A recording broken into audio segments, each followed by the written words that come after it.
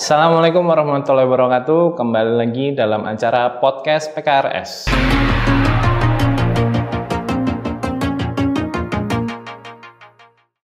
Pada hari ini kami mengundang Dr. Jaga Ruang Hemodialisa, Dr. Nova Nasiatus Soraya. Assalamualaikum dokter. Waalaikumsalam. Selamat pagi, bagaimana kabarnya hari ini? Alhamdulillah sehat Mas Adi. Karena berhubung hari ini adalah kesehatan ginjal untuk semua, bagaimana kalau saya ingin membahas sedikit dengan topik diet pada pasien gagal ginjal. Diet itu kan sesuatu hal yang penting dan banyak pasien yang masih merasa bingung, apalagi pasien-pasien yang baru seperti itu. Jadi ini merupakan materi yang sangat penting untuk pasien-pasien yang sedang menjalani hemodialisa. Wah, tema yang bagus sekali itu dokter. Pasti banyak pasien HD yang belum tahu bagaimana memenuhi kebutuhan diet pada pasien-pasiennya. Saya boleh langsung bertanya dokter? Monggo Mas Adit.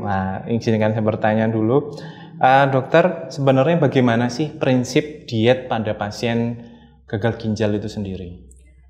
Prinsip diet, terutama pada pasien gagal ginjal yang sudah menjalani hemodialisa itu sebenarnya yang salah satu yang utama adalah tercukupinya kebutuhan kalori, seperti itu. Karena masih ada ya beberapa pasien yang dia itu makannya itu sengaja sedikit agar berat badan di antara dua periode hemodialisanya itu tidak naik banyak seperti itu dengan cara mengurangi makannya. Padahal jika itu dilakukan maka kebutuhan kalori dalam perharinya itu tidak akan tercukupi begitu. Sementara kalori itu dibutuhkan oleh tubuh untuk melakukan berbagai macam metabolisme di dalam tubuh. Pada saat kalori itu tidak tercukupi maka metabolisme tubuh itu akan mengambil bahan bakar lain untuk sebagai bahan bakar metabolismenya. Seperti misalnya menggunakan cadangan-cadangan lemak yang ada di dalam tubuh, kemudian massa ototnya juga akan dikurangi untuk bahan bakar metabolismenya, seperti itu. Sehingga nanti akan berakhir pada kondisi pasien itu menjadi lemes, menjadi lemah, atau semakin kurus seperti itu, tapi kondisinya tidak sehat.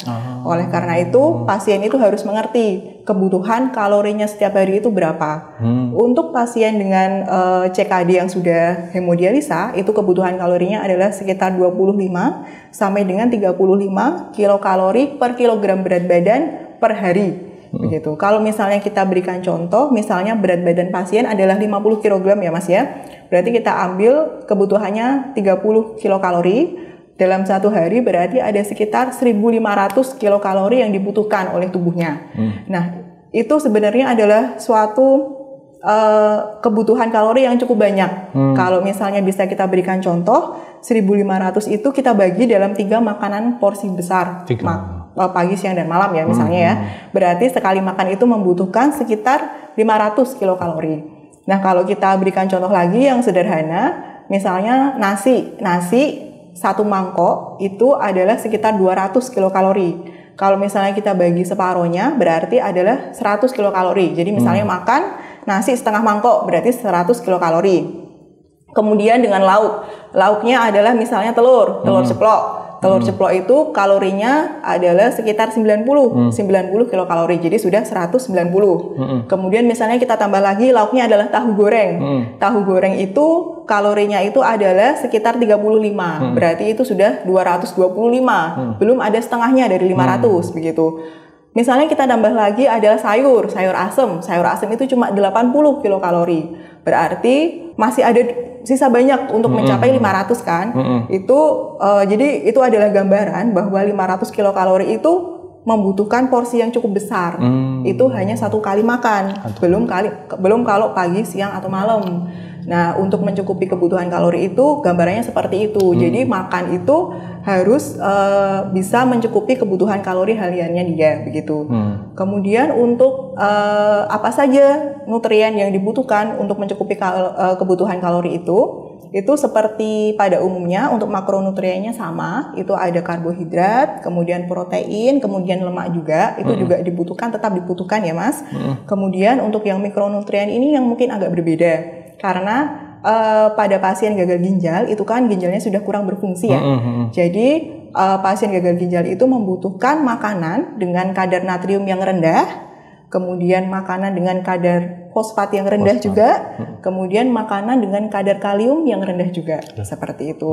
Nah, untuk kadar natrium yang rendah ini itu kenapa natriumnya itu harus rendah? Karena pasien atau kita orang biasa, kalau misalnya kita makan dengan kadar natrium yang tinggi, itu tubuh itu akan berusaha untuk menambah air untuk bisa mengimbangi kadar natrium yang tadi sudah meningkat, sudah banyak, agar terjadi keseimbangan pada zat-zat elektrolit di dalam darah, seperti itu. Contohnya saja, kalau misalnya kita makan makanan yang asin, rasanya pasti haus, ya kan, pengen minum gitu. Nah, kalau orang normal dengan fungsi ginjal yang normal ya tidak masalah. Tetapi masalahnya adalah ketika orang dengan cuci darah sudah harus dibatasi cairannya. Ketika dia makan asin, berarti dia harus minum, berarti dia menambah asupan cairan lagi. Makanya pasien-pasien dengan cuci darah itu sebisa mungkin makan makanan yang mengandung kadar natrium yang rendah.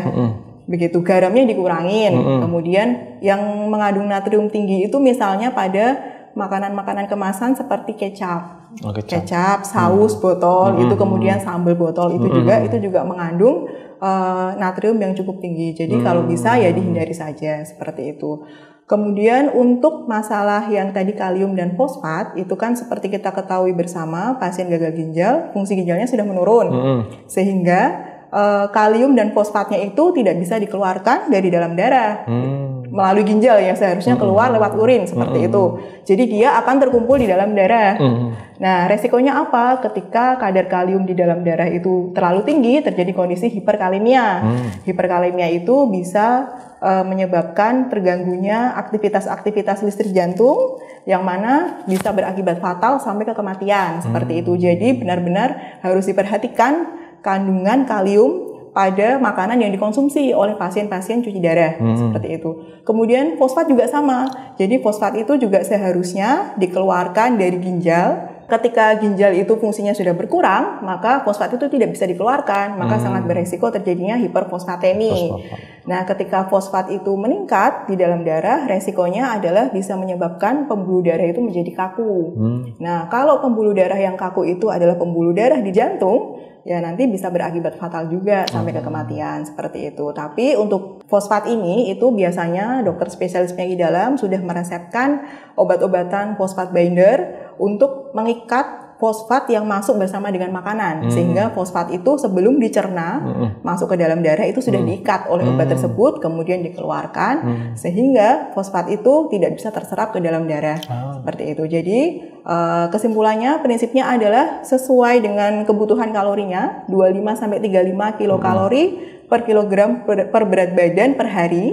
Kemudian komposisinya tetap ada karbohidrat, tetap ada protein, tetap ada lemak.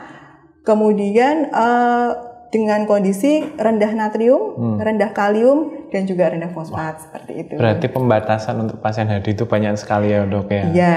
Nah, cuman tadi saya dengar di penjelasan dokter soal ada makanan yang seperti karbohidrat, protein, dan kemudian kalium. Nah, untuk yang karbohidrat, Dok, saya ingin bertanya dulu. Pada pasien PGK atau pasien gagal ginjal kronis itu, sebenarnya jenis karbohidrat apa saja yang boleh dikonsumsi atau dimakan?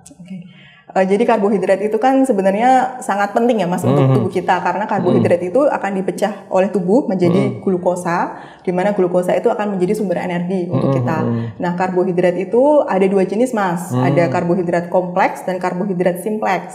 Nah, kalau karbohidrat kompleks sesuai dengan namanya, kompleks berarti ya, dia itu memiliki ciri-ciri rasanya itu kurang manis. Kemudian dia itu lebih lambat dicerna, lebih sulit dicerna, dan lebih lambat dalam meningkatkan kadar glukosa darah. Gitu. Contohnya apa? Contohnya itu adalah misalnya beras, gandum, kemudian karbohidrat yang terkandung di dalam ubi-ubian seperti kentang, singkong, ubi rambat, seperti itu. Nah, kalau yang jenis yang kedua adalah karbohidrat simpleks.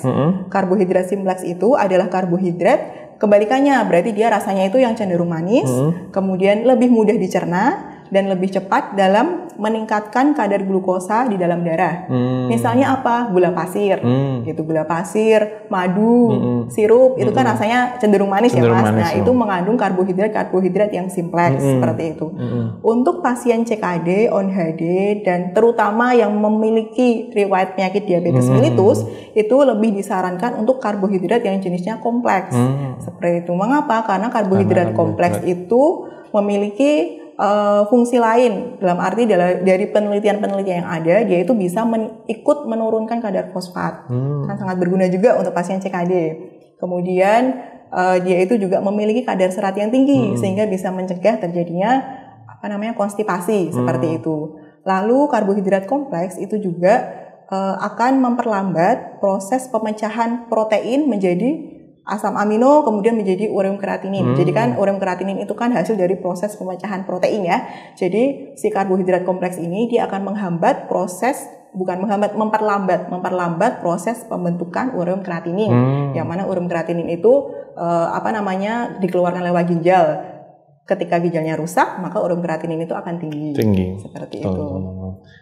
Asik banget ini obrolannya. Terus lanjut, saya pengen tahu nih protein nih. Kan tadi kan udah karbohidrat. Nah, sekarang protein apa yang diperbolehkan? Tadi kan dalam kata-kata dokter ada yang menyebutkan salah satunya telur. Nah, untuk selanjutnya,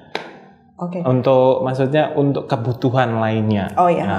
Kalau protein itu juga cukup menarik ya Mas, karena protein itu banyak yang masih mengira, yang sudah cuci darah mengira protein itu harus dibatasi, seperti itu. Padahal itu berbeda cerita. Jadi kalau pasien gagal ginjal yang sebelum cuci darah, memang proteinnya harus dibatasi. Begitu. Kenapa? Karena protein itu akan memperberat kerja ginjal, makanya proteinnya harus dibatasi. Tetapi berbeda cerita bila pasiennya sudah gagal ginjal stadium akhir, kemudian sudah cuci darah, itu proteinnya justru harus ditingkatkan. Seperti itu kebutuhannya. Kenapa? Karena pada saat proses cuci darah itu kan ada ginjal buatan yang namanya dialiser itu ya. Nah, asam amino yang ada di dalam darah itu akan ikut terbuang ke dalam dialiser itu. Padahal kita kan sudah capek-capek mencerna, memakan gitu, tapi dia akan terbuang lewat dialiser itu. Makanya kita harus mengkonsumsi lebih banyak lagi protein seperti itu untuk mencukupi atau untuk mengganti asam amino yang terbuang lewat dialiser itu seperti itu. Nah, untuk proteinnya sendiri itu ada dua jenis, protein hewani dan juga protein nabati.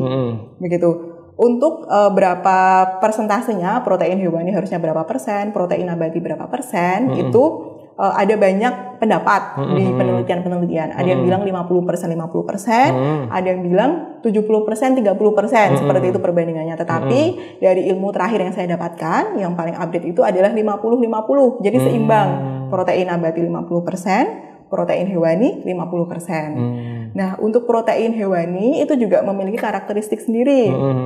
Protein hewani itu memiliki karakteristik dia memiliki bioavailabilitas yang tinggi, penyerapannya lebih mudah. Itu maksudnya adalah misalnya begini, misalnya kita butuh 100 gram protein begitu ya, itu bisa didapatkan dari daging sapi, dari daging itu hanya segumpal, itu sudah bisa mendapatkan 100 gram yang kita inginkan begitu. Tetapi kalau misalnya kita menggunakan protein nabati, itu sayuran misalnya ya Mas, sayuran itu kita harus memakan misalnya 2 mangkok sayuran dulu, baru bisa mendapatkan 100 gram itu tadi. Jadi intinya adalah protein hewani itu dia dengan jumlah yang sedikit sudah bisa mencapai target yang kita inginkan karena penyerapannya sangat efektif begitu. Ini akan sangat berguna bagi pasien-pasien yang dia cenderung nafsu makannya turun, masih mual muntah begitu ya. Dia tidak perlu makan yang terlalu banyak untuk bisa mencukupi kebutuhan protein yang kita butuhkan seperti itu. Nah, tadi selain bioavailabilitasnya juga tinggi, itu juga ada keuntungan lainnya dari protein hewani, yaitu kadar zat besinya juga tinggi. Tetapi dia juga punya kelemahan, yaitu kadar fosfatnya juga tinggi. Nah, itu yang agak agak gambling ya untuk pasien CKD, karena pasien CKD fosfatnya nggak boleh tinggi-tinggi begitu. Kemudian untuk contohnya sendiri protein hewani ya tadi seperti yang sudah dicontohkan telur. Kemudian bisa juga dari ikan, yang paling ikan ya, ikan kutuk, ikan segala macam lah. Kemudian daging sapi, ayam seperti itu, susu juga masuk ke dalam protein hewani yang bisa dikonsumsi. Kemudian untuk yang kedua protein nabati. Protein nabati itu memiliki karakteristik dia kadar zat besinya tinggi, tetapi fosfatnya rendah. Jadi itu adalah suatu keuntungan dibandingkan dengan protein hewani. Gitu. Contohnya apa? Protein nabati misalnya adalah kacang-kacangan, kacang tanah, tahu, tempe. Jadi pasien CKD itu boleh Mas makan tahu tempe, bukan suatu larangan. Karena kalau nanti kebanyakan dilarang dia makan apa dong ya kan? Betul, ini nggak boleh, kan kasihan. Padahal dia butuh kalori yang cukup untuk mengembalikan tadi metabolisme tubuhnya kan tetap berjalan banyak gitu ya. Nah, jadi tahu tempe seperti itu. Nah, misalnya saya kasih contoh, misalnya nih kalau misalnya kita makan pecel itu kan sudah ada bumbu kacangnya ya, itu kan berarti sudah ada protein nabatinya. Nah, lauknya ya jangan tahu tempe. Tahu tempe kan juga protein nabati.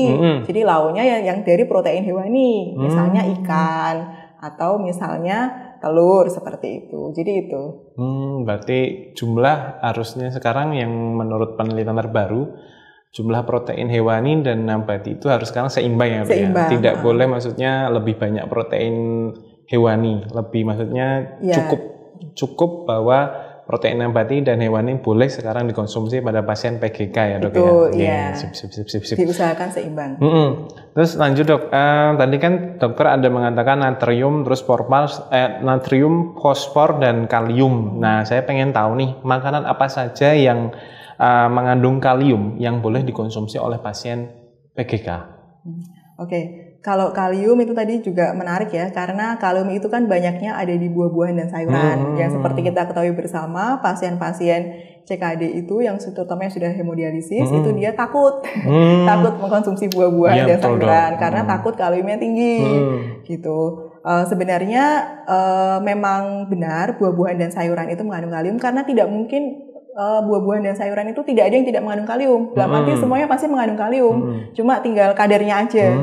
Ada yang mengandung kadar kalium yang tinggi, ada yang mengandung kadar kalium yang rendah. Dan itu aja yang kita perlu pilah-pilah seperti itu.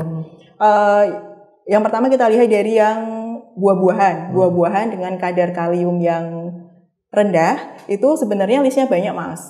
Ada banyak. Yang bisa saya contohkan adalah misalnya buah apel, buah pir, buah semangka itu masuk ke dalam kategori buah-buahan yang mengandung kadar kalium yang rendah. Begitu. Monggo kalau misalnya mau dikonsumsi monggo, tapi tetap dilihat kuantitasnya, jumlahnya. Kalau misalnya sudah dikatakan kadar kaliumnya rendah tapi makannya 1 kilo ya sama aja. Jadinya kaliumnya ya gede gitu ya. Jadi kalau yang dianjurkan itu kalau dari saya menganjurkan hanya 1 hari itu setengah buah. Jadi apel setengah, pir setengah, begitu. Kalau semangka ya sekitar segumpal tangan, seperti itu. Jadi tetap harus diperhatikan kuantitasnya, jumlahnya. Kemudian kalau kadar buah-buahan dengan kadar kalium yang tinggi itu misalnya adalah yang seperti kita ketahui bersama adalah pisang. Betul. Pisang paling tinggi. Kemudian alpukat, durian, nangka. Itu kalau bisa ya sudah tidak usah saja begitu daripada ya kan Mas. Kalau bisa, kalau misalnya memang mau buah ya kalau dari saya sarannya pilih saja buah-buahan yang mengandung kadar kalium yang rendah saja seperti itu. Kemudian kalau dari sayur-sayuran itu yang kadar kaliumnya rendah itu misalnya adalah kubis, kembang kol, kemudian sawi hijau, sawi putih, kemudian buncis, terong itu juga mengandung kadar kalium yang rendah, masih bisa dikonsumsi gitu. Kalau yang kadar kaliumnya tinggi, sayur-sayuran misalnya adalah yang kita ketahui bersama bayam, kangkung, kemudian jamur Mas. Jamur itu ternyata semua jenis jamur itu mengandung kalium yang cukup tinggi gitu. Sama yang saya tahu itu pokcoy gitu. Nah sebenarnya ada listnya banyak. Mungkin nanti kita bisa share di Instagram. Gitu ya. Kalau kita share di Instagram, kita bikin listnya gitu ya Mas ya. Soalnya ini banyak sekali, jadi biar lebih bervariasi, menunya, tidak hanya nasi telur ikan gitu ya. Nasi telur ikan gitu. Biar nggak bosan dong. Iya, biar nggak bosan dan nafsu makannya jadi meningkat begitu. Karena nafsu makan meningkat pasti juga psikologisnya meningkat, semuanya meningkat, kesehatan pasti akan meningkat. Seperti itu. Dok lanjut, saya tahu penasaran. Tadi dokter mengatakan bahwa pasien PGK boleh mengkonsumsi bukan. Ada makanan yang tinggi kalium seperti kangkung, bayam, dan sayuran hijau. Padahal ada pasien yang bertanya sama saya, makanan hijau itu diperbolehkan nggak sih sebenarnya untuk pasien cuci darah, karena diketahui bahwa makanan hijau itu kan mengandung zat besi ya dok ya. Jadi untuk menaikkan HB itu betul nggak sih dok? Kalau makanan hijaunya sendiri itu diperbolehkan dengan catatan tadi, pilih aja makanan hijau karena yang kita lebih takutkan adalah kaliumnya ya mas ya. Jadi kita lihat dari kadar kaliumnya aja, pilih saja makanan hijau dengan kadar kalium yang rendah seperti itu. Nah sebenarnya kalium ini juga kita masih bisa ada ikhtiar, ada usaha tertentu gitu ya untuk semakin menurunkan kadar kalium yang ada di dalam sayuran tersebut. Misalnya contohnya adalah biasanya kan kalau kita mau masak itu kan kita cuci dulu sayurannya baru dipotong-potong. Nah ini biar kadar kaliumnya itu lebih rendah, itu kita potong-potong dulu. Jadi dipotong-potong dulu, habis itu baru dicuci dengan air mengalir atau bisa juga direndam di air hangat.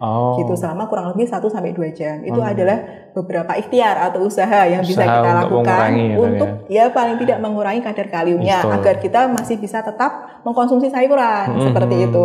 Nah, setelah direndam itu tadi, air rendamannya dibuang baru nanti dimasak sesuai sama yang diinginkan seperti itu. Jadi tetap boleh makanan hijau, tapi dengan itu tadi rambu-rambu tadi. Beberapa rambu ya dok. Asik nih dok ngobrolnya. Dok mau lanjut lagi dok. Nih sekarang saya bertanya tadi di dokter di kata-kata awal itu ada soal konsumsi jumlah cairan. Nah sebenarnya dok, dari dokter yang ketahui itu jumlah cairan yang boleh dikonsumsi untuk pasien gagal ginjal itu sebenarnya berapa sih dok? Ini kita fokuskan ke pasien CKD gagal ginjal yang sudah HD ya mas, yang sudah hemodialisis ya, yang sudah cuci darah.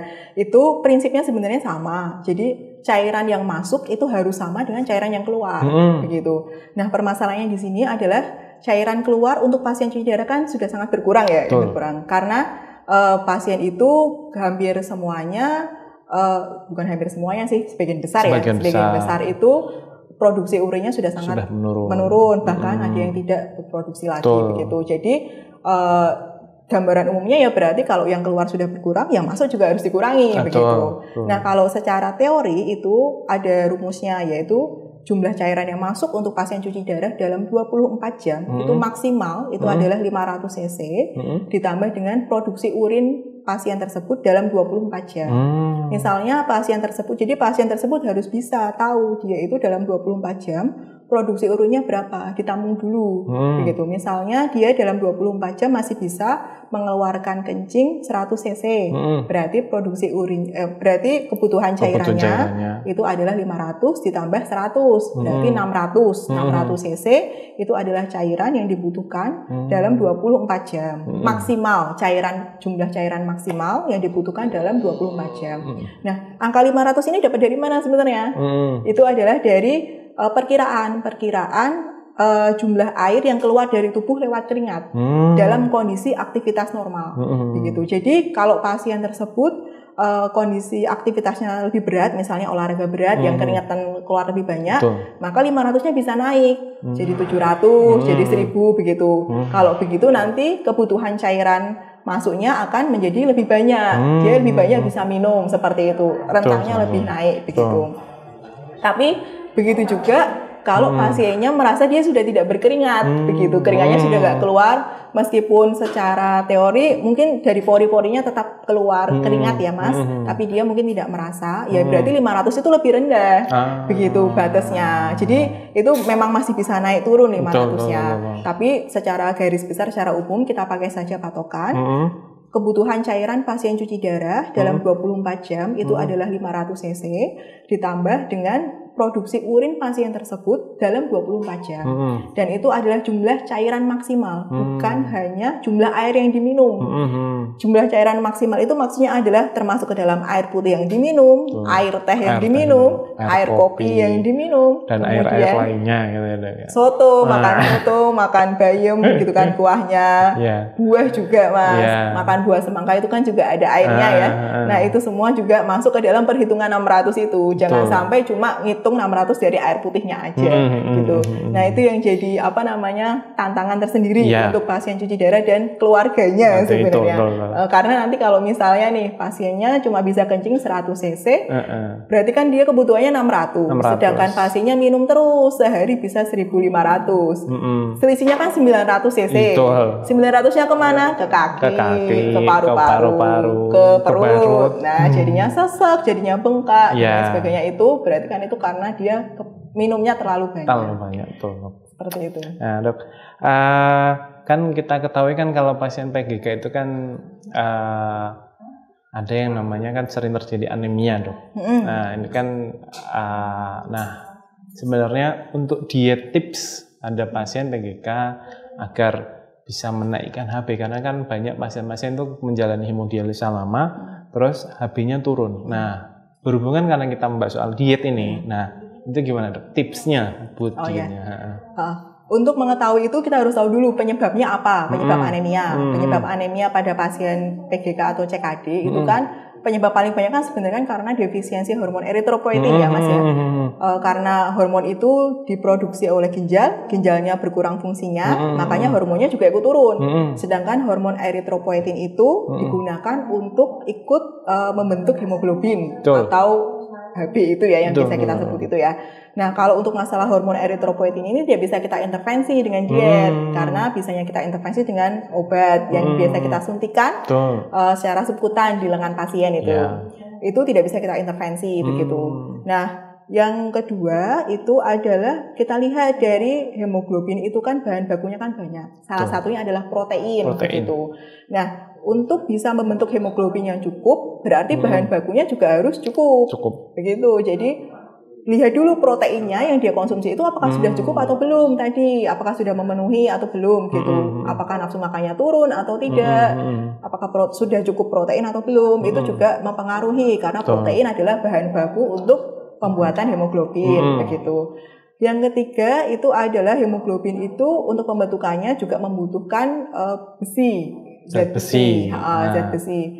Tetapi yang perlu kita ketahui tidak semua pasien dengan CKD atau PGK itu defisiensi zat besi. Memang baiknya ya kita cek dulu.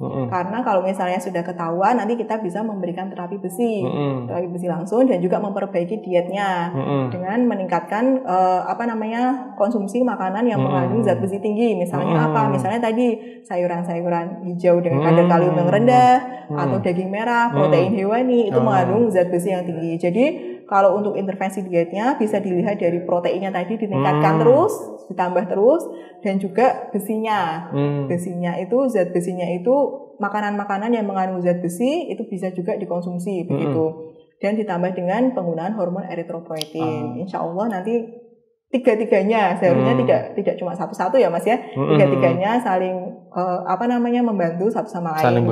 Saling berhubungan betul sekali untuk bisa meningkatkan HB gitu. Dok, kalau protein itu berarti hanya maksudnya lebih banyak untuk anemia ini kan tadi dokter mengatakan ada protein. Nah, protein itu tuh protein hewani atau nabati? Kalau tadi dari teori sih dua-duanya sebenarnya bisa Mas, tapi lebih tinggi yang di hewani. Di hewani dulu ya berarti ya Dok? Ya kayak misalnya daging merah atau hati itu kan juga tinggi. Nanti kalau pada penjelasan dokter tadi kan untuk protein bahwa di protein hewani dan protein nabati itu 50-50. Tapi pada pasien yang mengalami anemia ini berarti proteinnya yang hewani harus dinaikkan. Iya betul, untuk meningkatkan kadar zat besinya. Iya betul.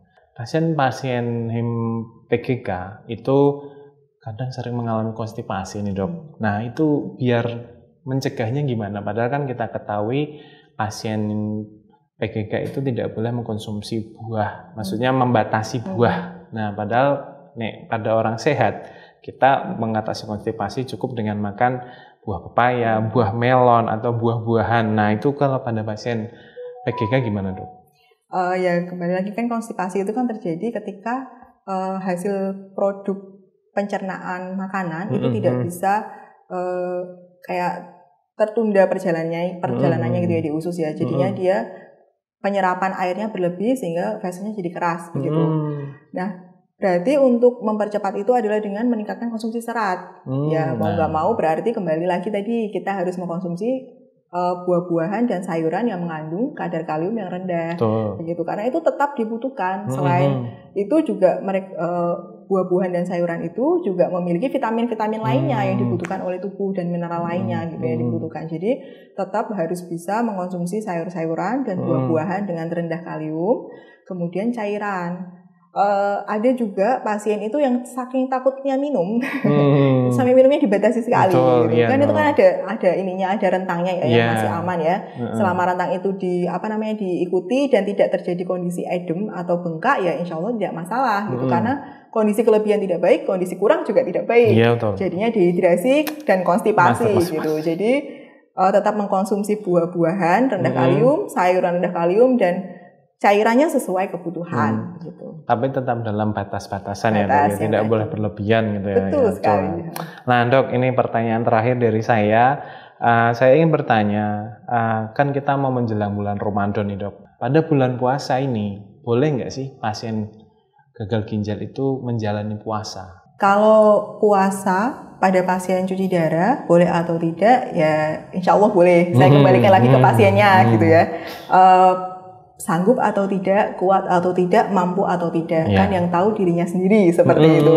Kalau misalnya memang dia sanggup, dia mampu, dia kuat, ya monggo dijalankan saja, tidak apa-apa. Karena sebenarnya prinsip dari puasa itu kan selama kurang lebih 12 jam itu dia menahan makan dan minum. Kalau menahan minum malah justru menurut saya menguntungkan dia, karena kan minum harus direstriksi ya. Tapi kalau makan, kalau misalnya dia bisa kuat dengan menahan makan itu, tidak lemas, tidak lemas, pusing, keringat dingin gitu, ya tidak masalah.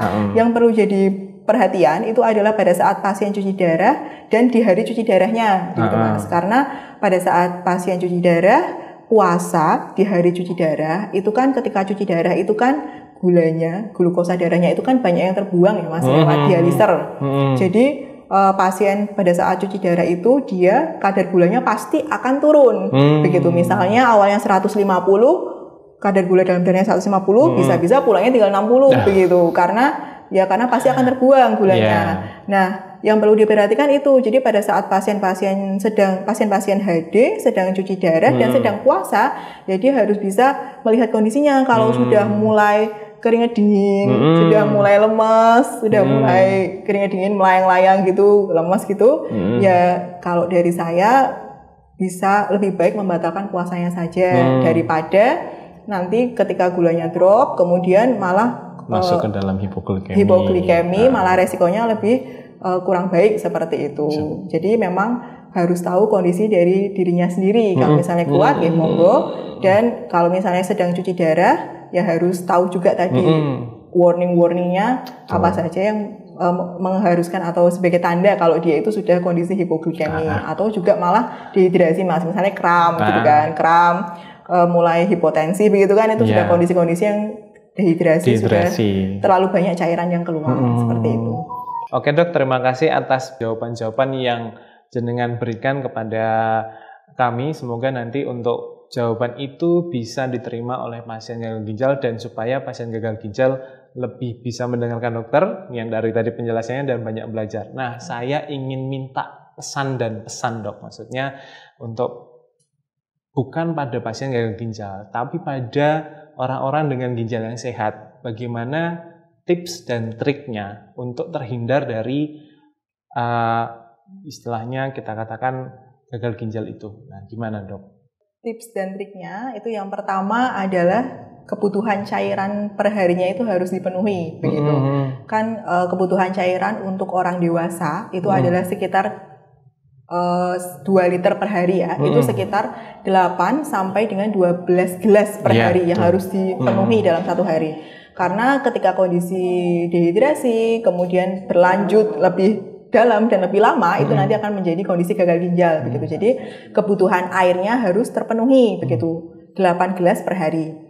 Kemudian yang kedua itu adalah makan makanan yang bergizi begitu. Kurangilah makanan-makanan yang junk food atau cepat saji seperti itu, makan makanan yang bergizi. Kemudian yang ketiga adalah tetap melakukan olahraga secara teratur. Kemudian yang keempat, untuk pasien-pasien yang sudah memiliki faktor resiko, misalnya adalah pasien hipertensi, pasien DM, diabetes mellitus, itu harus mengkonsumsi obatnya secara rutin begitu. Bukan berarti obatnya mereka banyak itu akan merusak ginjalnya, tetapi obatnya banyak itu adalah untuk menjaga tensi dan menjaga gulanya dalam kondisi normal sehingga dia tidak akan berlanjut ke dalam kondisi gagal ginjal seperti itu. Dan untuk pasien-pasien yang faktor resiko lainnya misalnya adalah yang sudah berusia tua itu bisa rutin mengecek kesehatannya, terutama adalah kesehatan tekanan darahnya, kemudian kesehatan gulanya bisa dicek rutin ke fasilitas kesehatan terdekat sehingga apabila ada kondisi-kondisi yang tidak normal itu nanti bisa ditangani lebih dini sehingga komplikasi-komplikasinya bisa dicegah semuanya, seperti itu. Terima kasih untuk Dr. Nova Nasihatus Soraya atas pesan dan pesan yang disampaikan pada pasien yang gagal ginjal dan pada pasien dan orang dengan ginjal sehat. Semoga dokter sehat selalu. Amin. Semoga dokter juga melayani dengan baik pada pasien-pasien yang dengan gagal ginjal ya dok ya. Amin. Oke sobat-sobat Romani, terima kasih sudah menyaksikan podcast kesehatan. Nantikan podcast selanjutnya yang akan kami tampilkan selanjutnya lagi. Jangan lupa untuk selalu klik subscribe, like, komen, dan share karena subscribe itu gratis. Assalamualaikum warahmatullahi wabarakatuh.